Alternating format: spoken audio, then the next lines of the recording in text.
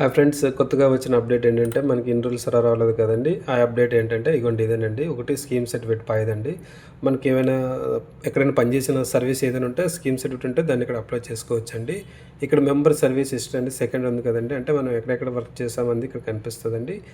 అది మనం చూసుకోవచ్చు. క్లెయిమ్ ఫామ్ 31, 19 అంటే ఇవి ఏవైతే మనం అడ్వాన్స్ కావాలంటే ఇందులోకి వెళ్ళి మనకున్న డబ్బులు మనం విత్డ్రా చేసుకోవచ్చండి క్లెయిమ్ ఫామ్లో పెట్టి. ఇది రిక్వెస్ట్ ఫర్ ట్రాన్స్ఫర్ అకౌంట్ అంటే పాత సర్వీస్ వేరే పాత కంపెనీలో ఉన్న డబ్బులు ఈ కంపెనీలోకి ట్రాన్స్ఫర్ పెట్టుకోవచ్చండి. ఇది ట్రాక్ క్లెయిమ్ అంటే మనం అప్లై చేసింది డీటెయిల్స్ ఎంతవరకు వచ్చింది, అది ఫీల్డ్ ఆఫీస్ ఎప్రూవ్లో ఉందా, ఎంప్లాయర్ ఎప్రూవ్లో ఉందని కనిపిస్తుందండి. అకౌంట్ చూడండి, ఇక్కడ స్టేటస్ క్లెయిమ్ స్టేటస్ అంటే ఆల్రెడీ మనం ఇంతకుముందు అప్లై చేసినవన్నీ ఇందులో కనిపిస్తాయండి.